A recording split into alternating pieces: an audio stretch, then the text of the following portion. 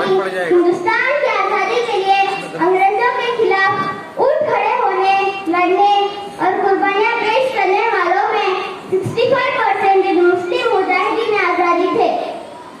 जद्दोजहद आजादी में मुसलमानों ने सबसे ज्यादा कुर्बानियां दी, लेकिन उनकी कुर्बानियों को जानबूझकर छुपा दिया गया या आवाम की नजर से उछल कर दिया गया। चलिए सच्चाई जानते हैं और इसकी तह तक पहुंचने के लिए हिंदुस्तानी तारीख में झांक कर देखते हैं।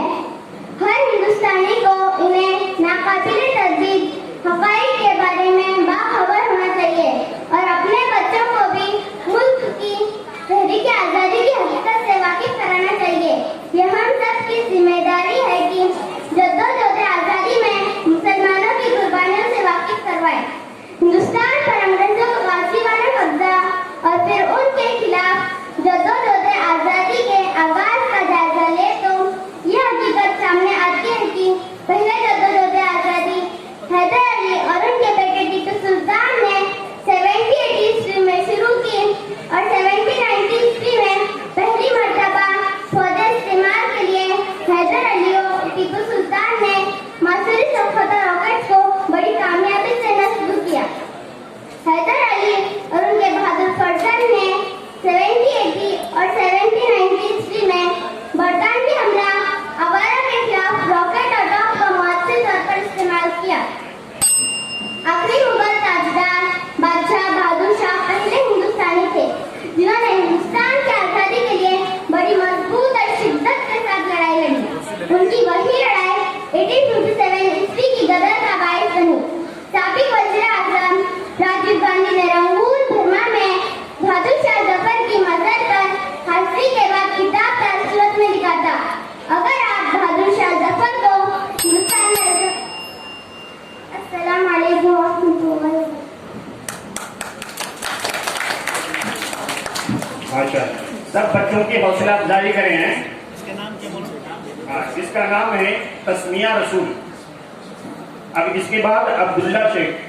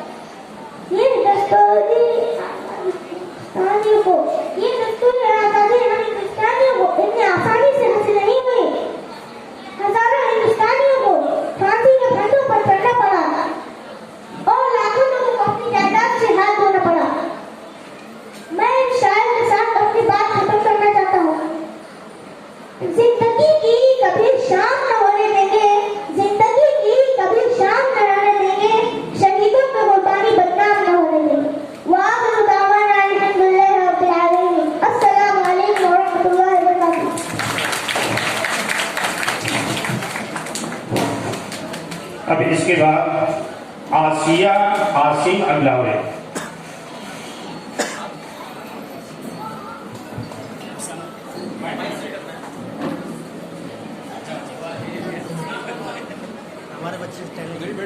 आसिया आसिम अगलावे। अस्सलाम वालेकुम वरहमतुल्लाहि वबरकातुहू। मेरा नाम है आसिया अहमद आसिम अगलावे। मैं आप सब लोगों के सामने एक तकरीर पेश करना चाहती हूँ। मुझे उम्मीद है आप सब लोग गौर से सुनेंगे और मेरी तकरीर का उन्वान है बेगम हजरत महल। अस्सलाम वालेकुम। मेरा नाम है बेगम हजरत महल। मैं बीते हुए जमाने की वो तारीख हूँ जो इतिहास के पन्नों में गुम हो चुकी हूँ। मैं अवध के आखिरी सुल्तान वाजिद अली शाह की बेगम हूँ। सन 1857 में जब भारत ने आजादी की पहली लड़ाई की थी, जब मैंने उसमें अपना नेतृत्व दिया था, पता है मेरी और रानी लक्ष्मीबाई की सेना ने ज्यादातर योद्धा और पहली थी और उनमें से मैं खुद एक पर्दा नशीन खातून होने के बावजूद भी हाथी या घोड़े पर सवार होकर मैदान में जंग के लिए जाती थी। जब तक जान रही तब तक मेरे अंग्रेजों से लोहा किया, लेकिन बाद में मुझे नेपाल की शरण में जाना पड़ा। सन 1879 में नेपाल के काठमांडू में मेरी मृत्यु हो गई। भारत के आजादी की लड़ाई में मंगल पांडे के बारे में कौन नहीं जानता, लेकिन सिर्फ कम ही लोग जानते हैं। अपने भारत के लिए जितना खून हिंदुओं ने खाया है, उतना ही खून मुसलमानों ने भी खाया है। जब तक हमारा मुल्क आजाद है, तब तक हम आजाद है। अंग्रेज हमारी आजादी को क्या समझेंगे, जिन्हें ना हमारी जुबान समझ आती है ना हमारी तहजीब। नाजुक से दिखने वाली कलैया कितनी खूबसूरती से तलवार चला सकती है। वो ये नहीं जानते कि हमने हमारी मुल्क की खिदमत की है, चाहे जंग के इस पार हो चाहे जंग के उस पार। अवध की फतेह हो, अमन की फतेह हो, इंकलाब जिंदाबाद। और यही कहकर मैं अपनी जगह लेती हूँ। मजहब नहीं सिखाता आपस में बैर करना, मजहब नहीं सिखाता आपस में बैर करना। हिंदी है हम, हिंदी है हम, हिंदुस्ता हमारा सारे जहां से अच्छा, हिंदुस्ता हमारा। जय हिंद। अब इसके बाद दानिश शेख।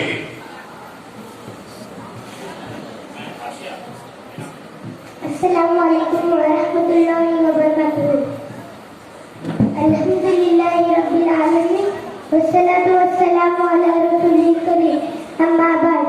चमन में फूल खिलते हैं गुलशने बहार बनकर, चमन में फूल खिलते हैं गुलशने बहार बनकर। 26 जनवरी मुबारक हो फूलों का हार बनकर। मोहतरम हज़रात, हम सब अच्छी तरह जानते हैं कि 26 जनवरी को पूरा मुल्क धूमधाम से मनाता है, लेकिन इसकी वजह क्या है इसको भी जानना जरूरी है। मोहतरम सामीन, बेइंतहा कुर्बानी के बाद 15 अगस्त 1947 को यह मुल्क आजाद हुआ, लेकिन मुल्क का अभी कोई कानून या दस्तूर नहीं था। जनाब डॉक्टर अम्बेडकर की सदारत में तकरीबन 3 साल की मुद्दत में खूबसूरत कवानीन का ड्राफ्ट तैयार किया गया।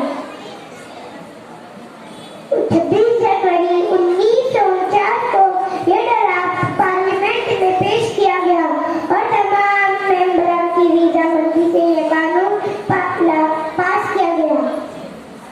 26 जनवरी 1950 को यह कानून लागू कर दिया गया, जिसकी खुशी में हर साल बड़े धूमधाम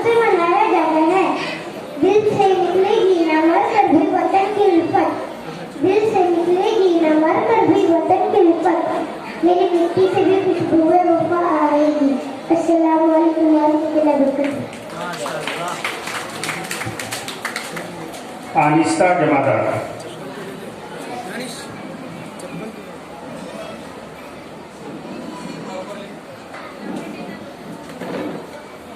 सदरी जलसा, मेहमानाने खुसूसी, असातिज़ा किराम और मेरे प्यारे साथियों, अस्सलामु अलैकुम। सौबात सवाना है हमने इस मुल्क के गिरसुए बरहम को, ये अहल जुनू बतलाएंगे क्या हमने दिया है आलम को। आज की इस जश्न आजादी के मौके पर मैं अनीसा जमादार नमरा मस्जिद नागवीर से हिंदुस्तान की आजादी मुसलमानों के किरदार पर कुछ अर्ज करना चाहूंगी।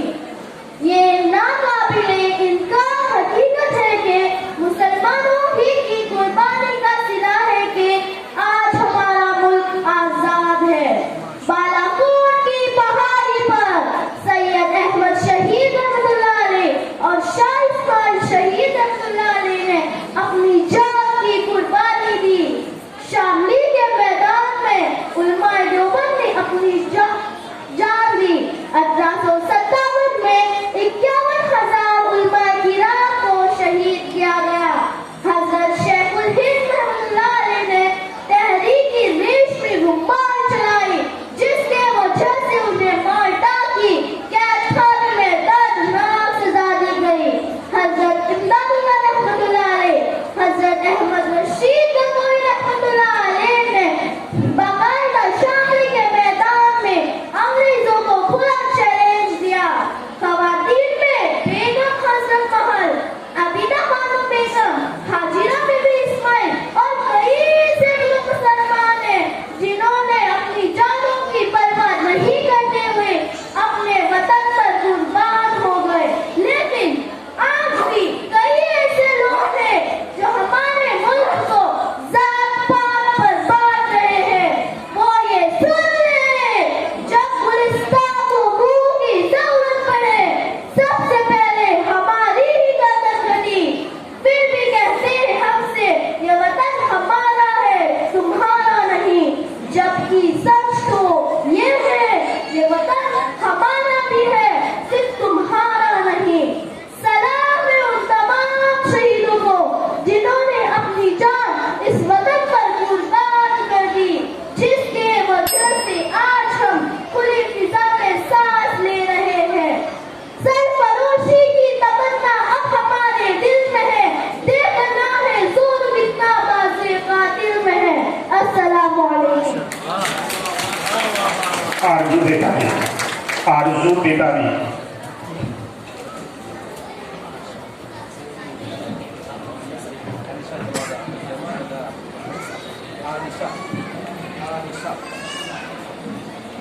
ना पूछो ज़माने को क्या हमारी कहानी है, ना पूछो ज़माने को क्या हमारी कहानी है।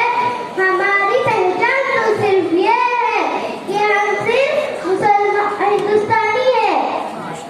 मोहतरम सदर साहब, दीगर बुजुर्गों और मेरे प्यारे दोस्तों, अस्सलाम वालेकुम।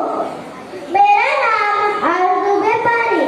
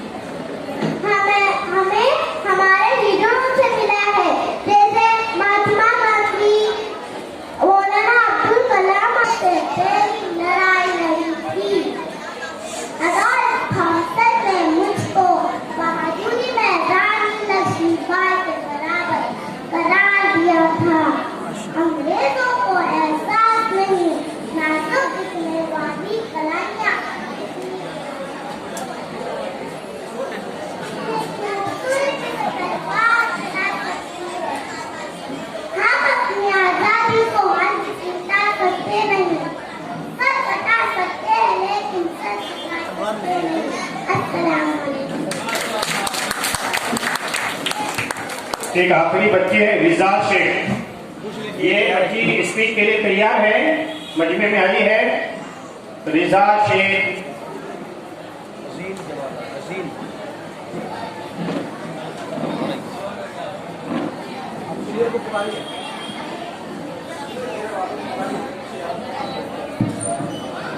रिजा शेख है, मजमे में नहीं है।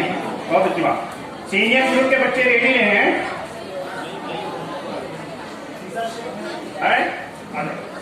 कहाँ रहती है?